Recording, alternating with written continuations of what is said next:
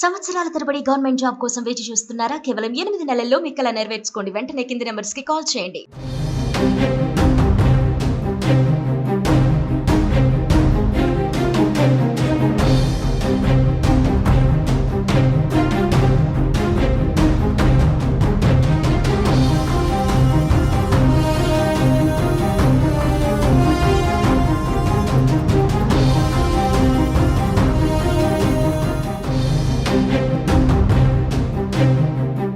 తెలుగు రాష్ట్రాలకి వాతావరణ శాఖ కీలక హెచ్చరిక జారీ చేసింది. ఈ నెల మొత్తం వానలు దంచికొట్టనున్నాయని వాతావరణ శాఖ అధికారులు చెబుతున్నారు. రోహిణి కార్తె వేళ భానుడు బగబగలాడతాడు. కానీ ప్రస్తుత పరిస్థితి చూస్తుంటే ఇక వానలు ఆగేలా కనిపించడం లేదు. జూన్ నెలలో భారతదేశంలో సాధారణం కంటే ఎక్కువ వర్షపాతం నమోదవుతుందని భారత వాతావరణ శాఖ అంచనా వేసింది. సాధారణ వర్షపాతంతో పోల్చుకుంటే 108% ఉంటుందని అంచనా వేసింది. గత 16 సంవత్సరాల తర్వాత అంత స్థాయిలో వర్షాలు నమోదు కానున్నట్టు వాతావరణ శాఖ అంచనా వేస్తోంది. 2024లో భారతదేశంలో 934.8 మిల్లీమీటర్ల వర్షపాతం నమోదైంది. ఇది 2023లో 820 మిల్లీమీటర్ల కంటే పెరుగుతోంది. ఇది సగటు కంటే 94.4% ఎక్కువ.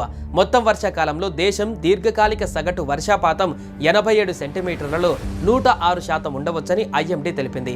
ఈ సీజన్లో రుతుపవనాల కోర్ జోన్లో సాధారణం కంటే ఎక్కువ వర్షపాతం నమోదయ్యే అవకాశం ఉందని అధికారులు చెబుతున్నారు.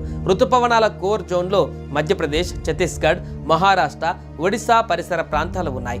ఈ ప్రాంతం నైరుతి రుతుపవనాల సమయంలో ఎక్కువ వర్షపాతం నమోదు కానుంది. వాయువ్య భారతదేశంలో సాధారణ వర్షపాతం నమోదవుతుందని, ఈశాన్యంలో సాధారణం కంటే తక్కువ వర్షపాతం నమోదయ్యే అవకాశం ఉందని తెలిపింది. సౌత్ ఇండియాలో సాధారణం కంటే ఎక్కువ వర్షపాతం నమోదయ్యే అవకాశం ఉందని ఐఎండీ అధికారులు చెబుతున్నారు. నైరుతి రుతుపవనాలు సాధారణ తేదీ కంటే 16 రోజుల ముందుగానే ముంబైకి చేరుకున్నాయని భారత వాతావరణ శాఖ తెలిపింది. 1950 తర్వాత ఇంత త్వరగా రావడం ఇదే మొదటిసారి. 2009 తర్వాత భారత ప్రధాన భూభాగానికి ఇంత త్వరగా రుతుపవనాలు శనివారం కేరళను తాకాయి. రుతుపవనాల రాకతో రాబోయే 2-3 రోజులలో మధ్య అరేబియా సముద్రం మొత్తం, గోవా, మహారాష్ట్ర, ఆంధ్రప్రదేశ్లోని కొన్ని ప్రాంతాలు, కర్ణాటకలోని పలు ప్రాంతాలు, తమిళనాడు, పశ్చిమ మధ్య ఉత్తర బంగాళాఖాతంలోని మరికొన్ని ప్రాంతాలు, ఈశాన్య రాష్ట్రాలలోని మరికొన్ని ప్రాంతాలు, పశ్చిమ బెంగాల్, సిక్కింలోని కొన్ని ప్రాంతాలకు నైరుతి రుతుపవనాలు విస్తరించడానికి పరిస్థితులు అనుకూలంగా ఉన్నాయని వాతావరణ శాఖ వెల్లడించింది. మే 27వ తేదీ నాటికి పశ్చిమ మధ్య, దానిని ఆనుకోని ఉత్తర బంగాళాఖాత ప్రాంతంలో అల్పపీడనం ఏర్పడే అవకాశం ఉంది. ఆంధ్రప్రదేశ్, యానంలోని దక్షిణ నైరుతి గాలులు వీస్తున్నాయి. వీటి ఫలితంగా రాష్ట్రంలోని రాగల 3 రోజులు వర్షాలు కురుస్తాయని వాతావరణ విభాగం తెలిపింది.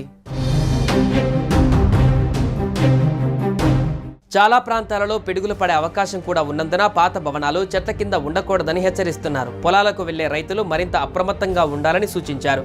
మొత్తంగా రుతుపవనాల ప్రభావంతో పాటు తెలంగాణతో పాటు ఇటు ఏపీలో విస్తారంగా వర్షాలు పడుతున్నాయి.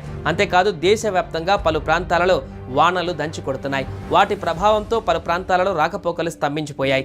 మరోవైపు కేరళలో ఆల్రెడీ రుతుపవనాల ప్రవేశంతో కేరళ వ్యాప్తంగా విస్తారంగా వానలు పడుతున్నాయి. ఇంకోవైపు కర్ణాటక తీర ప్రాంతాలలో విస్తారంగా వర్షాలు పడుతున్నాయి. మొత్తంగా రోహిణి కార్తెలోనే ఎండాకాలానికి చెక్ పెట్టినట్లుగా అయిందని చెప్పాలి.